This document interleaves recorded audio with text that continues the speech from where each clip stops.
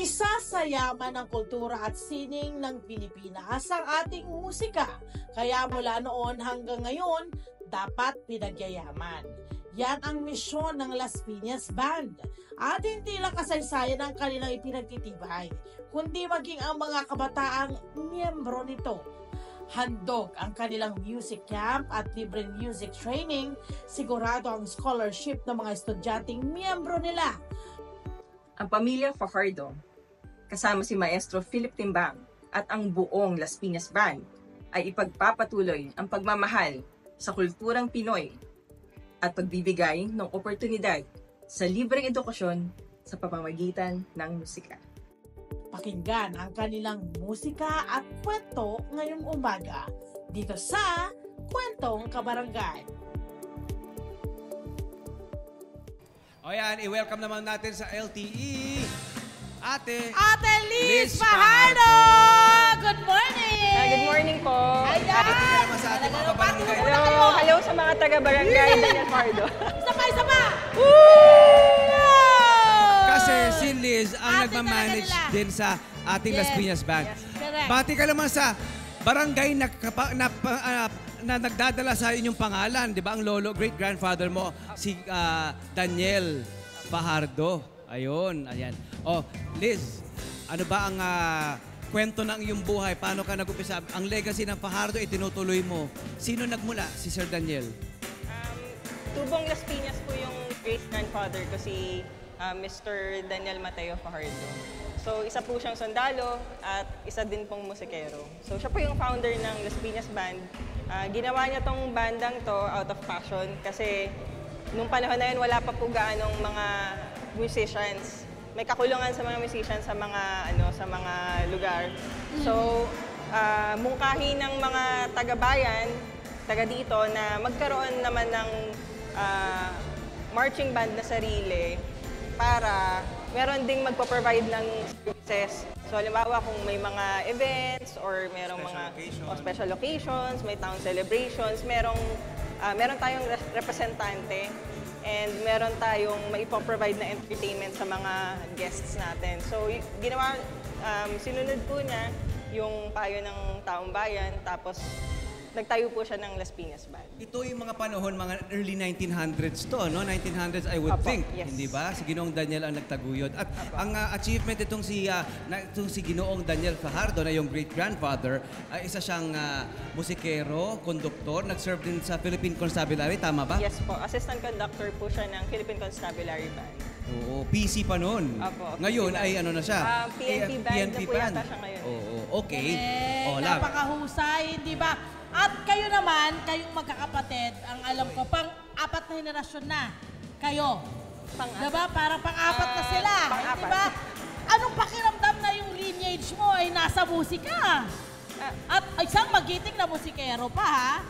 Masaya po ako and honored po ako na part ako ng Fajardo family. Pero at the same time, pressured din po kasi kasi for yung achievements po ng lolo ko, malaki po talaga. Malaking naambag na sa bayan. So, siya po yung nagbigay ng honor and pride dito sa barangay namin. So, kay pangalan nyo, nasa barangay eh. Oo nga eh, parang pangalan ng barangay. Mahal niya po itong lugar na to. At mahal siya ng barangay. Correct, to honor him this way, di ba? At ngayon, manager na siya ng banda ng kanyang lolo. Kasi yung pinagpulan. Ito yun! Diba? Yay! Ang Las Piñas Band! Anong pakiramdam ng maging manager ng isang bandang mahusay? Pressure po. Pressure. Anong pressure ang meron ba? Ano bang kailangan mong bantayan at kailangan ma-perfect mo bilang manager ng isang band? Una po, kailangan po maging role model ka sa lahat. Pangalawa, ako na po yung representative ng family namin, particularly ng great-grandfather ko, and representative ng band. So, mataas po yung expectations ng lahat. Dapat po maging role model ako sa kanila, and as a leader, I also have to serve. So, yung welfare nila, yung pangangalaga ng instruments, yung lahat ng involvements, dapat andun ako. Sumasama akong gumabay and tinutulungan kong umanlad ng lahat. Yun Yung ang mga mga bata duties eh. niya. Yun ang duties and responsibilities niya bilang manager. Correct, Oo. correct. At syempre, yung mga gamit nila nila, yung mga hawak-hawak nila ngayon, yan ho ba ay provided po ng inyong management o kanya-kanya po silang bili ng kanilang mga gamit? Paano po yun? Nag-start po nung ni-revive po yung band nung 1991 kasi nag-start po kami talaga 1927 tapos nung namatay po yung great-grandfather ko, natigil po yung banda. And then 1991 na-revive po siya. So yung mga instruments na pinundar po ng great-grandfather ko, mga binili ng instruments para sa banda, naipamana pa po yun dun sa unang batch ng mga musikero nung ni-revive siya nung 1991. Kaso, hindi po lahat na gamit, pero napakinabangan naman po. And then from there, nakapagpundar po yung banda, nagkaroon po ng pondo, nakapagpundar po ng mga instruments. Tapos yung mga members din po, in time, nakabili din po sila ng sarili nilang instruments. So, ang nangyayari po ngayon, as much as possible, bumibili po sila ng sariling instruments din nila kasi gagamitin po nila araw-araw. And para personal po, yung... Sa gamay dapat And nila of course, for hygiene na rin, friend. Paano yung mga Although yung mga mouthpiece, nabibili mo yan individually. Pati yung reed. Pati yung reed, di ba? Iba-iba yun. Yes! Okay. Oo. Anong kompetisyon ang mga sinasalihan nyo or mga nasalihan nyo? Yung mga marching band competitions po sa iba't ibang lugar dito sa Pilipinas, nagjo-join po kami. Tapos nagpa-participate po kami sa mga town celebrations din. Meron kaming mga free concerts na ginagawa din po para sa public. Okay, may Gusto nakita natin kami makilala ilang miyembro. Oo, may... Yan. Ito po ba yung pinakamatanda nyo miyembro? Oh, ito po ba yung 65 years old yung miyembro? 65 ka na? Ano pangalan mo? Halika rito sa harapan. Dito ka, para di ka naharangan ng mic. Ano pangalan mo? Brian po. Ha? Brian po. Brian! Ilang taon ka, Brian? 11 po. 11. Ano ang hawak mo? Clarinet po. Clarinet. Sampol! Pasampol! Pasampol! Wow! Mahirap ba ba ganyan? Sa una po, pero kapag nasanay ka na po, madali na lang po. Oo. So ilang beses kang nagpa-practice? Halimbawa, ilang oras ang nilalaan mo para ma-practice mo yung clarinet na yan? Everyday ba? Meron kang 1 hour na nilalaan? Paano ang ginagawa mo? Hindi po, pag may practice lang po kami, nagpa-practice na yun. Natutunan mo na lang yan ng kusa o may nagturo sa'yo sa banda? May nagturo po sa akin. Sino nagturo? Turo mo! Sila Kuya Dosi po. Ayun! Ano pangalan niya? Ay, dito na tayo kay Kuya. Okay, siya yung nagpaturo. Ito, okay. Anong pakiramdam na maturuan ang mga bata-bata? Anong pangalan niyo muna? Angelo. Angelo daw, hindi naman yung totoo, no? Yun yung pangalan niya eh. Kaya Angelo, mahirap pang magturo ng bata. Sa una lang naman po. Ano ang tamang proseso para yung mga kabataan ay maging, kumbaga, magkaroon ng passion at pagkakagusto na tumugtog at maging miyembro ng banda? Maging masipag lang talaga sa pag-ensayo. Ang audition process ito, Liz, paano ang audition process nito? Ilang taon ang pwede mag-audition and then paano nagiging proseso ng pagtuturo or pag na-accept natin sila sa banda? For the record, ang pinaka-bata po namin na naging member nun, 7 years old. So usually grade school po, nag-start na sila. Pwede na mag-audition. Tapos anytime naman po, kung gusto nilang mag-apply as musician, gusto nilang mag-join ng band, all year round naman po yung yung tanggap namin ng members. Paano management ng oras nila? May nag-aaral, may mga professional, may mga nagtatrabaho na. Ayun po. Usually, mga weekends po kami nagpa-practice para po lahat, ma-accommodate po namin yung time, yung lahat po. Siyempre, at alam dapat ng mga magulang na sa inyo pupunta. Hindi kung saan-saan. Ayan na, meron silang nag-iisang babae. Ayan, ang miyembro rito. Halika rito. Anong pangalan mo, Iha? Pangalan? Crisaline po. Crisaline. Ayan, paano ka naman napasok dito sa band?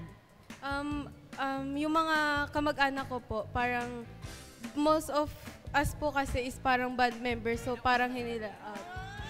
So parang pinamana rin sa'yo. Ano ang hawak mo naman? Trumpet po. Trumpet! Abay, meron may Sample! pasample eh. Siyempre, kailangan namin ng pasample dyan. Pasample naman!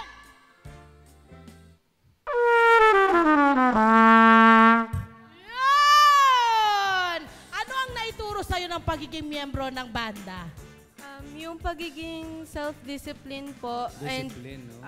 Yung unexpected friendship. Then, magagamit ko rin po siya scholar if nag-college na po ako. Ganda! Maraming salamat! Sa ganitong mga Liz, anong mga pananaw o misconception o maling pagtingin sa banda ang gusto mo mabago? Ayun po. Ang karamihan po kasi ang tingin nila sa banda or sa pag-pursue ng music, ano siya, libangan lang. Walang kita, Walang o kaya kita, mga or lang, parang ano lang, yung pangpatay lang ng oras. pangpatay, ganyan. or bandang pangpatay lang. Di ba? Ayun. Hindi pa nila nakikita yung benefits ng pagiging musician eh. It's a noble profession po. So, it's a form of service to others, yung pagiging musician po. So, tumutugtog po kami para makapagbigay ng entertainment, makapagbigay ng saya, makapagbigay ng peace, or sometimes healing sa ibang tao through our music. So, importante po sa amin na hindi lang kami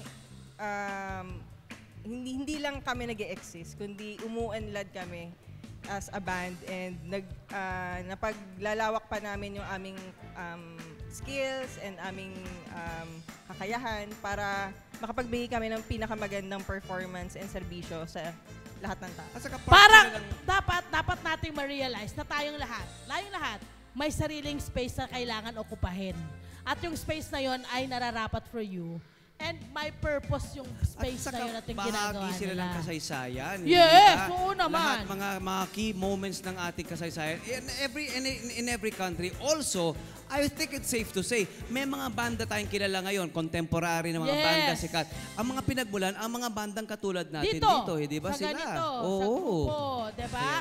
At syempre, eto na nga raw, merong mga miyembro na mga OG. Hi! Sumama mga dyan na mga Kanet 25. This is Love and New Verbo. For more love, Tunipet, and Arafang updates, just click the subscribe button and follow us on our Net25 social media pages at Net25 TV and Net25 Entertainment Facebook. See ya. I love ya.